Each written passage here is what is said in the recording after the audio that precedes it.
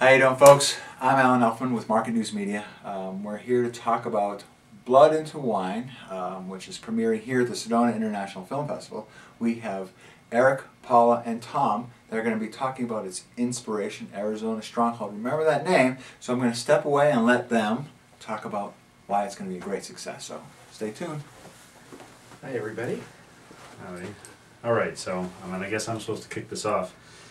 Blood into Wine, as the title implies, is the story of my winemaking partner Maynard Keenan and my struggle to, well, in a sense, pioneer a wine industry in a place that most people wouldn't really think of as a decent environment to grow wine. And a lot of that stems from a misunderstanding or a lack of knowledge about what we're trying to do and where we're trying to do it. And in a nutshell, I think there's a number of themes that we pull together, and I think our directors and producers did a nice job weaving them around one another. It has a lot to do with our personal struggles. It has a lot to do with sustainability. It has a lot to do with people's relationship with the planet, and of course a lot about winemaking. You guys want to add anything?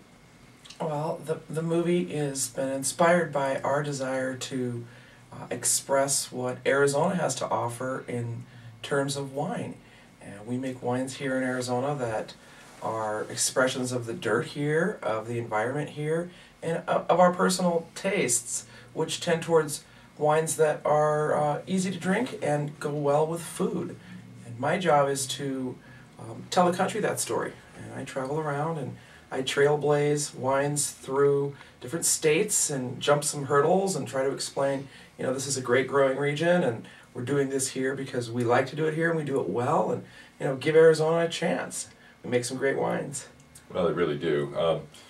Part of my task in all of this, I'm the chairman of the Verde Valley Wine Consortium, which is a trade association for the wineries here in the area. And as we like to point out, this is an arid region plant. Vitis vinifera, the grapes that are used to make the wonderful wines of the world, originated in desert areas, originated in very dry parts of the world in the Middle East, which were the principal. Oh, I think we can do a show and tell here. Oh, look at this. It's a bottle of wine. In any event, Arizona happens to be very well suited. Our soils, our climate, it's an area that really produces amazing grapes, and write a song about it, amazing grapes. I mean, no, I'm not going there. It's a whole different kind of deal. Anyway, here in Arizona, they're making some wonderful wine, and we're trying to let people know about that. And so that's part of what this film is really all about. What do you think, Eric? Well, I mean, I can ramble endlessly here. I thought we were going to be asking questions, but Well, I can ask you a question. Okay. What inspired you to do it here out in Arizona? Okay. I was born in Chicago and raised in Boston. I moved out to Arizona in the late '80s to go to college.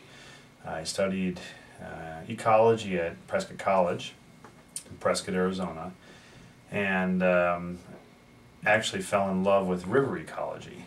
And through river ecology, hiking along rivers, doing research, I came along old homesteads where I started harvesting heirloom apples and pears and quinces that had been abandoned by the previous homesteaders. And I had an epiphanous experience one day where one of the apple wines I made reminded me of the place where I made it from. This was really that simple. I could smell the soil and the other plants, the trees, and it was like that wine transported me back in time to where I harvested those apples, and that was really my inspiration. It was somehow this wine's, you know, it was the earth speaking through this liquid. It was a liquid landscape, and from there on I was pretty much obsessed. I started taking my teaching semesters off in the fall and volunteering at Harvest in California, and one thing led to another. That was, I don't know, maybe about 12 years ago. And I went to California to learn winemaking, but I always wanted to come back to Arizona because Arizona is my home, and I wanted to make wines that expressed a place that was dear to me.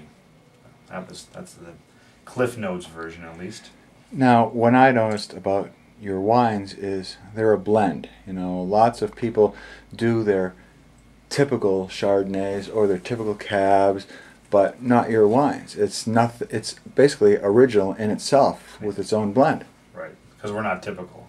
There's nothing typical about it. What's really special about it, as someone who's been consuming these products for a long, long time, I've been involved in lots of different wine societies and groups, and have had the good fortune to travel to winemaking areas all over the world. And what Eric has done here with Maynard is try to create something special.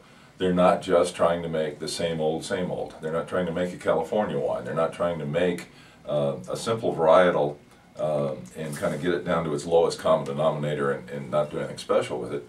I'm looking at the wines that we're holding here, and these are all very, very intriguing blends that really offer something different, that offer something really special.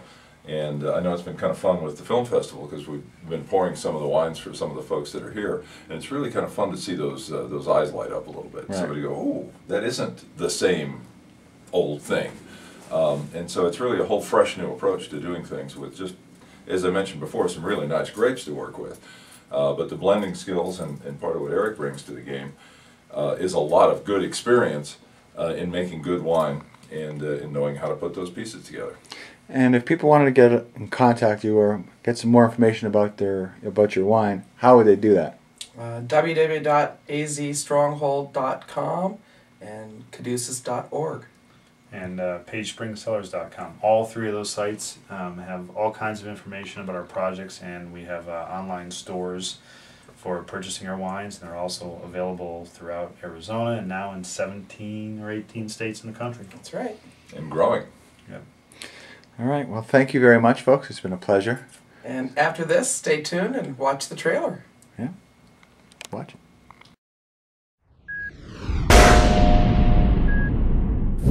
This is my workspace.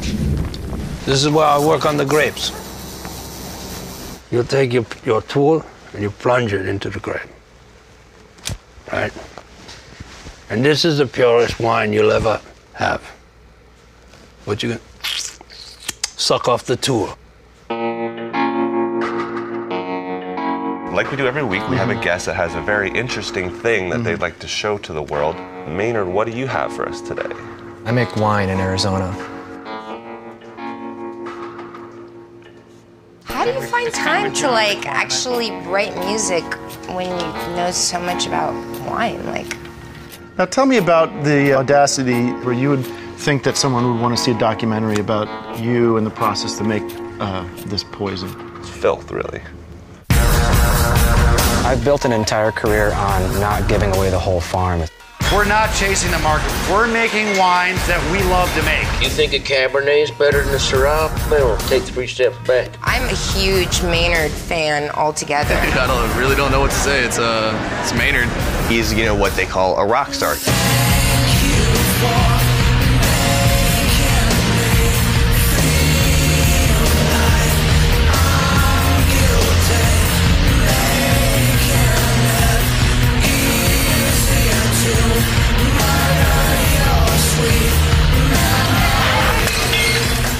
This is the first bottling of Megual del Judith, Cabernet Sauvignon from Yavapai County, Arizona. And this is named after your mom? Yes. Let's see what it tastes like. Whoa. If this is what we can get out of the soil, kind of letting the soil speak for itself, then anything's possible. What kind of tool do you have to be to live out in the desert and make wine?